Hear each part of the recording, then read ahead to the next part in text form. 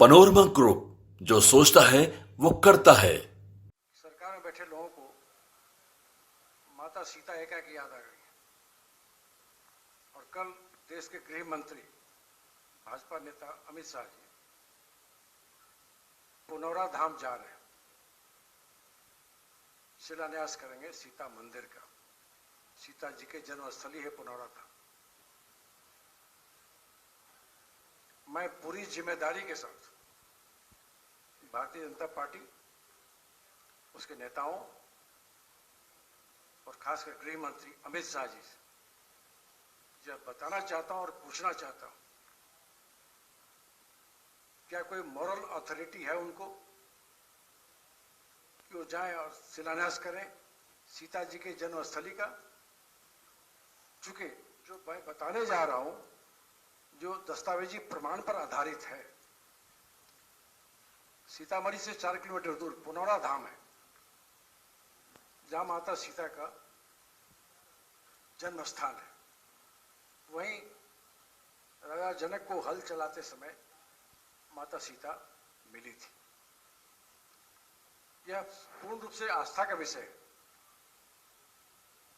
लेकिन जो आस्था का ढोंग करके राजनीति करते हैं जो लोग, उनका सिर्फ 2 उदाहरण मैं देने जा रहा हूं, एक राज्यसभा का और एक बिहार विधान परिषद का। राज्यसभा में अप्रैल 2017 को बीजेपी के ही किसी सदस्य के द्वारा जो प्रश्न पूछे गए थे जन्मस्थल को लेकर, तो तत्कालीन केंद्रीय पर्यटन मंत्री महेश शर्मा ने स्पष्ट रूप से जवाब दिया, ऐसा कोई तथ्यात्मक प्रमाण नहीं है जो प्रमाणित करे सीता जी का जन्मस्थल पुनौरा धाम है।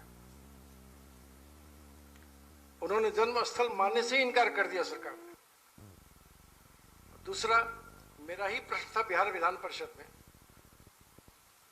14 मार्च 2022 को, उसका भी दस्तावेजी प्रमाण है। ये प्रश्न मैंने उठाया सबसे पहले बिहार में, मेरे द्वारा उठाया गया कि पुनौरा धाम को पर्यटक स्थल के रूप में विकसित किया जाए, वहां माता सीता का भव्य मंदिर बने। तो उसमें सरकार ने जवाब दिया यह भी विचाराधीन नहीं है। प्रश्न यह होता है, आज विधानसभा चुनाव सर पे है, तो एकाएक ये शिलान्यास की बात क्यों याद आ गई आपको?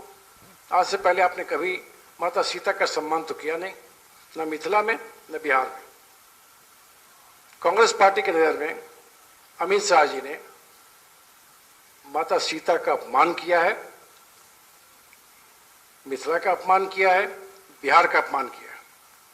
तो शिलान्यास करने से पूर्व अमित शाह जी को बिहार से और मिथिला से और माता सीता से पहले माफी मांगनी चाहिए कि इन लोगों ने उनके अस्तित्व को ही नकार दिया था, उनके जन्म स्थल को ही मानने से इनकार किया था। अब क्या वजह है आप आ रहे हैं वहां? तो जिस पार्टी के लोग सिर्फ राजनीतिक उद्देश्य को लेकर कभी राम भगवान का इस्तेमाल किया उनके नाम का, अब सीता जी का इस्तेमाल करना चाह रहे हैं। माता सीता और श्री राम, मर्यादा पुरुषोत्तम श्री राम हमारे भी आस्था के केंद्र हैं, हम भी उनको मानते हैं, लेकिन उनके नाम पर वोट नहीं मांगते हैं, उनके नाम पर वोट की राजनीति नहीं करती है कांग्रेस।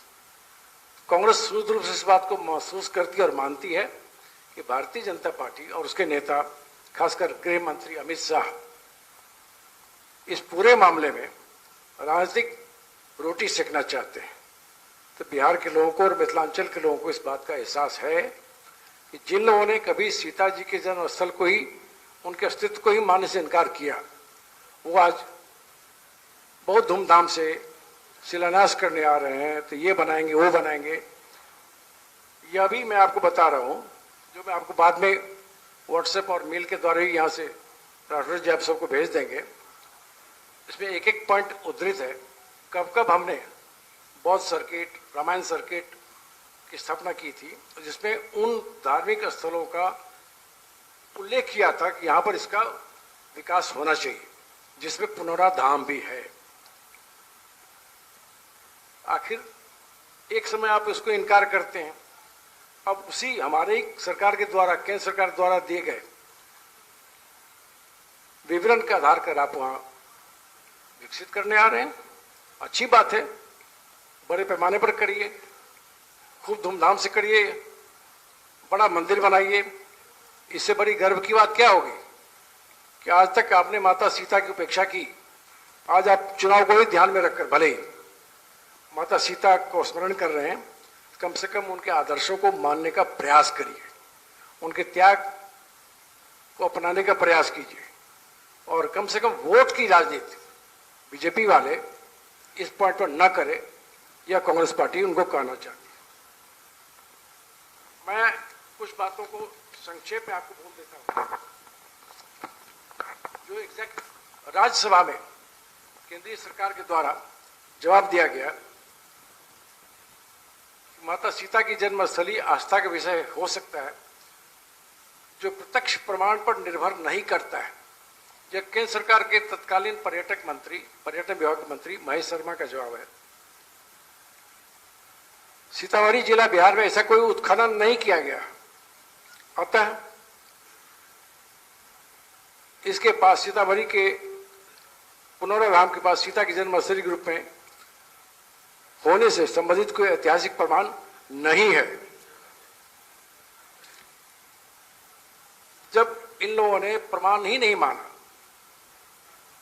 ताकि इसका कोई उल्लेख ही नहीं है, तो आज उसी सरकार के लोग वहां शिलान्यास करने क्यों जा रहे भाई? आखिर एकाएक ये काया पलट क्यों हो गया? ये बातें एक बार पुनः साबित करती है कि पूरी बीजेपी पाखंडियों की जमात है। यह धर्म का वेजा इस्तेमाल करते हैं, धार्मिक नेताओं के नाम का इस्तेमाल करते हैं और उससे राजनीतिक रोटी सेकना चाहते हैं।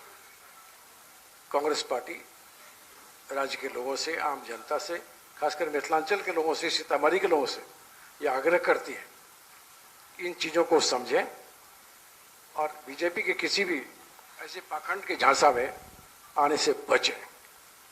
हमारे लिए आस्था का विषय है, हमारे लिए आदरणीय श्री राम हमेशा रहेंगे, माता सीता हमेशा रहेंगी, और हम सब उनका सम्मान करते हैं, उनको पूजते हैं। लेकिन बीजेपी जिस तरह से काम कर रही है वो एक ढोंग पाखंड के अलावा और कुछ नहीं है।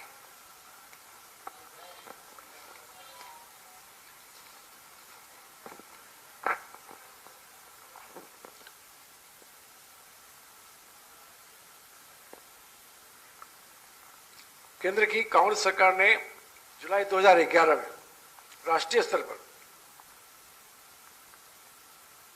सलाहकार नियुक्त किया था, जिसने बिहार के विभिन्न पर्यटक सर्किट की पहचान की थी, जिसमें एक एक सूची मैं आपको भेज रहा हूं, मैं पढ़ूंगा थोड़ा समय लगेगा। उसमें पुनौरा धाम का भी उल्लेख है।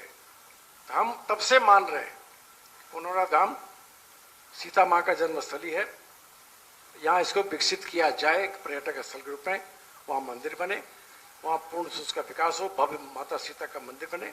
और ये लोग आज तक नकारते रहे। अब चुनाव सर पे है, तो आजकल बहुत कुछ घोषणाएं सरकार के लोग कर रहे हैं, कहीं रेवड़ी की तरह पैसे बांट रहे हैं।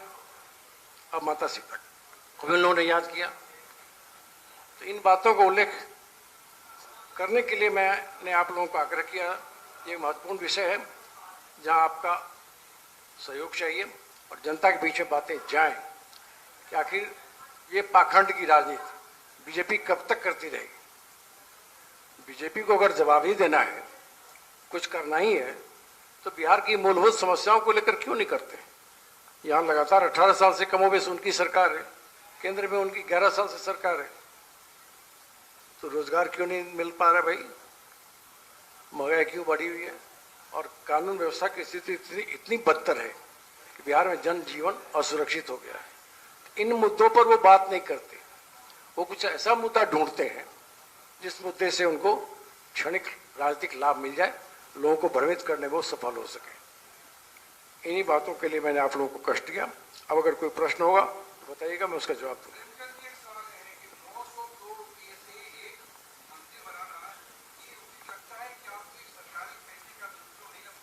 देखिए बिहार सर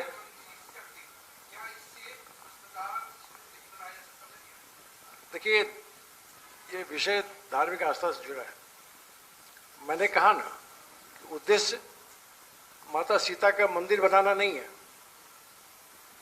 उद्देश्य है सरकारी पैसे को आप आजकल रोज देख रहे होंगे, ये बढ़ा दिया, ये बांट दिया, इतना पैसा उसको दे दिया, इतना पैसा उसको दे दिया, पैसा बांट रहे हैं तो रेवड़िया की तरह खजाने से खर्च किया जा रहा है। लेकिन माता सीता के लिए भव्य मंदिर बने, उसमें सैकड़ों करोड़ रुपया लगे, उस पर हमें एतराज नहीं। हमें एतराज है कि आप ये पाखंड क्यों कर रहे हैं और इतना दिन के बाद आपको माता सीता की याद क्यों आई। अगर चुनाव नहीं होता तो आप ये काम नहीं करते। क्योंकि मेरे ही प्रश्न पर विधान परिषद में भी इन लोगों ने मना कर दिया था और राज्यसभा में भी इन लोगों ने मना कर दिया, अस्तित्व ही नहीं माना। तो आखिर ये एकाएक आवश्यकता क्यों आ गई बीजेपी। तो बीजेपी और जदयू जो सरकार में लोग बैठे हैं, पार्टी के लोग, एनडीए के लोग, उनको इस बात के लिए जवाब उनको देना पड़ेगा। एकाएक आपको ये आवश्यकता क्यों आई और आप राज खजाने से इतने बड़े पैमाने पर पैसे का आवंटन कर रहे हैं, आखिर आपका उद्देश्य क्या है। ये धार्मिक आस्था या माता सीता के प्रति आस्था का प्रश्न नहीं है। कहीं ना कहीं राज्य सरकार का कहीं आस्था रहता तो पहले बनाते। 2022 में जब मेरा प्रश्न आया था उसी समय से काम स्टार्ट करते, क्योंकि उसमें चुनाव नहीं था तो आपने नहीं किया। ये विधान परिषद का पूरा दस्तावेजी प्रमाण है जो मैंने किस डेट को कौन सा प्रश्न उठाया था, इसी में है, अंकित है मार्च 2022। और तब सीधा मना कर दिया, केंद्र सरकार ने मना कर दिया, अस्तित्व नहीं माना सीता के जन्मस्थल को। अब आप क्यों कर रहे हो, यह प्रश्न उनको संदेह के घेरे में डालता है कि उनकी मंशा आस्था नहीं, उनकी मंशा वोट लेना है, धार्मिक आधार पर कुछ लोगों को भ्रमित करके उससे लाभ लेना है, इसके अलावा और कुछ नहीं है। हमारे अध्यक्ष जी ने आपको बताया उनका 15-17 दिनों का कार्यक्रम तय हो गया है। सासाराम से स्टार्ट होगा, कई जिलों से होकर उनकी यात्रा जाएगी। उसमें हमारे महागठबंधन के प्राय सभी बड़े नेता रहेंगे। हमारे राष्ट्रीय अध्यक्ष श्री मल्लिकार्जुन खड़गे जी भी आएंगे,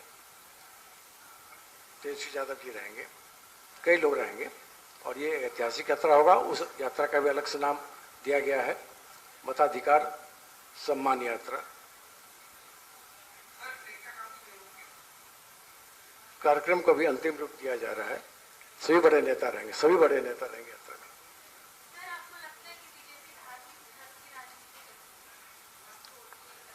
ये आपको नहीं लगता क्या?